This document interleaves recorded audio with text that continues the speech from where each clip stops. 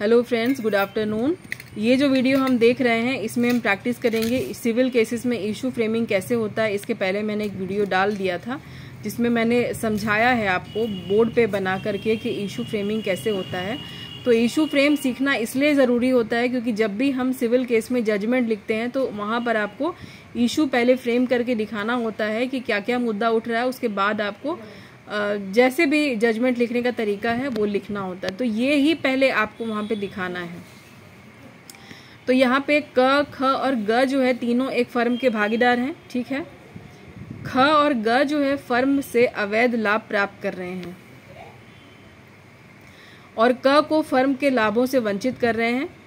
Firm निरंतर घाटे में जा रही है इस वजह से। अब क जो है फर्म के विघटन और लेखों के लिए वाद लाता है। अब आपको यहाँ पे फ्रेम करना है कि मुद्दा क्या क्या बन रहा है इन बातों से। तो विवादकों की रचना यहाँ पर करने के लिए कैसे बताया गया है वो देखिए।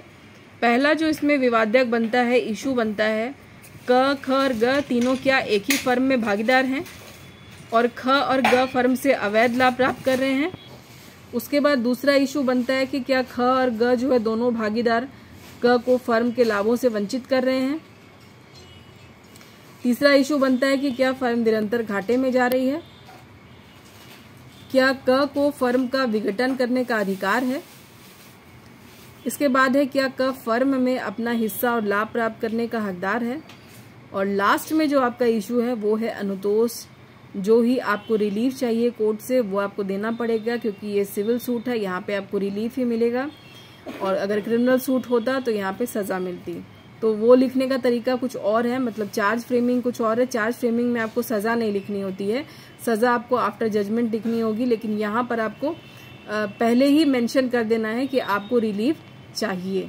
तो अब इसको ध्यान से कम 2-3 बार देखिए और बहुत आसान है, आपको समझ में आ जाएगा। मिलते हैं जल्दी ही नेक्स्ट वीडियो के साथ में।